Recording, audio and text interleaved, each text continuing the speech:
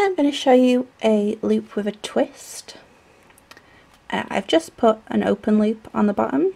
You could do a wrap loop if you so chose, but this is just to have a stopper there. We don't want the bead being able to get off. In the same way we've done a wrap loop previously, we're just going to make our right angle, go in with our pliers, bring it over, just switch pliers here because they're going to keep moving. Okay, make our wrap loop. I could continue, keep doing a head pin here, not a head pin, sorry, a bead cap, or I can actually go over the bead and come to the bottom and cut it there. What this does is it puts a little twist on one side of the bead. So if you've got your nice little bead cap there, you could actually pull that down a bit if you wanted. I'm not going to because I don't want to adjust it at this point.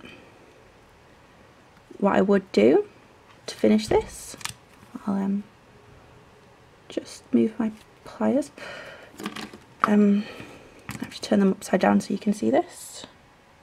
Yep, you can see that. I would tighten it on this bottom section.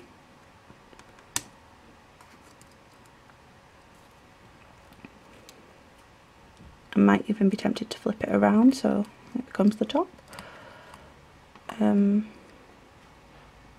Pull this, be careful you don't open the loop. That's as tight as that's going to get. So then I'm going to go in with my flush cutters, cut this, as I've shown you previously, just tuck it under as much as you can, rock on it if you can, there we go. And there you have your bead with a twist. I wouldn't ever use less than, I'd probably say 3.5 to 4 inches for this particular style. Again, you can cut off if you have too much, you can't add in, especially if the bead's bigger or if you want to do more loops. Because I started doing a bit of a bead cap there at the top, and if I did a wrap loop at the bottom I'd need even more again, so that's just something to be aware of. Next I'm going to cut another length of my wire. I'm probably going to go for about 4 inches again. Okay, that's about right. This is a very rough guesstimate on my part, but you can be more precise if you wish. Now I'm going to get a bead.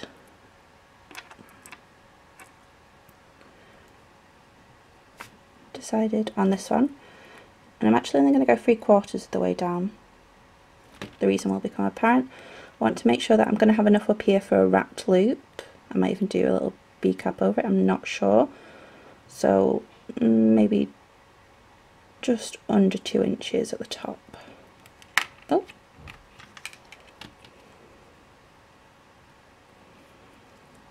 Now I'm going to turn it around.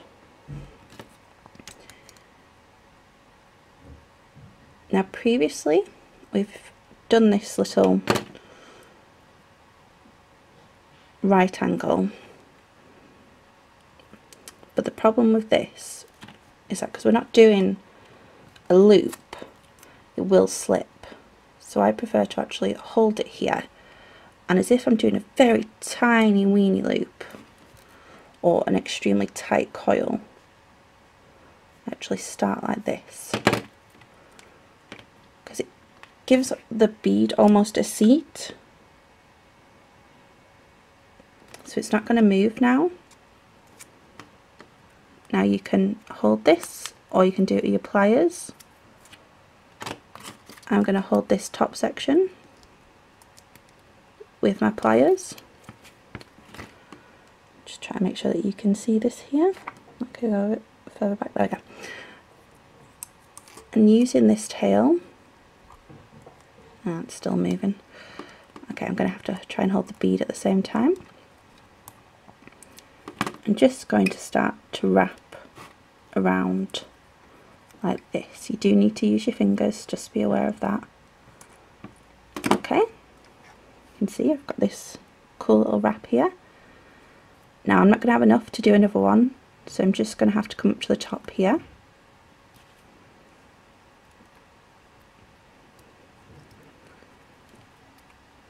And do another little loop at this point.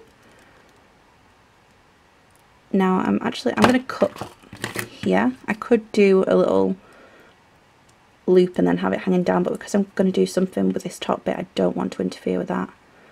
I'm just going to cut it close to the wire,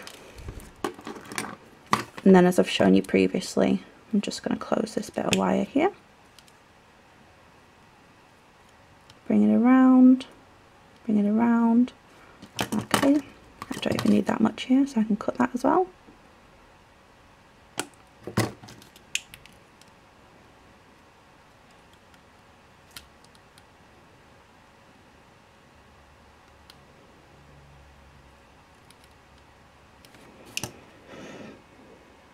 Okay, so that's in there now. So then we have our tail left.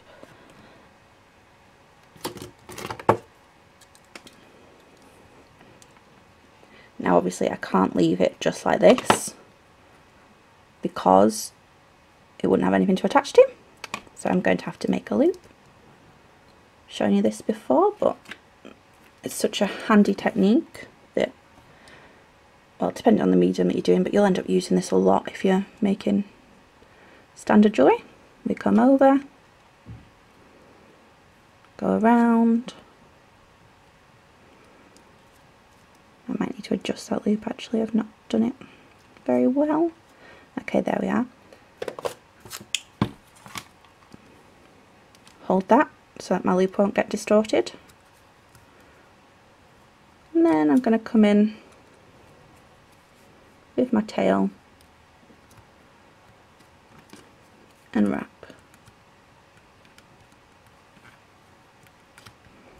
Just, be aware that as you use wire, it does work harden. That's probably as much as I'm going to be able to do with that little tail, so I'm just going to cut it. If you can, just tuck it under. Rock a little bit. Okay, and then there you have a twist around your bead. It's different on each side because obviously the way we wrapped, but that's just a little bit of extra detail. It's almost at the place of a head pin, but gives you more ability to wrap. It's a bit longer obviously, and saves on findings.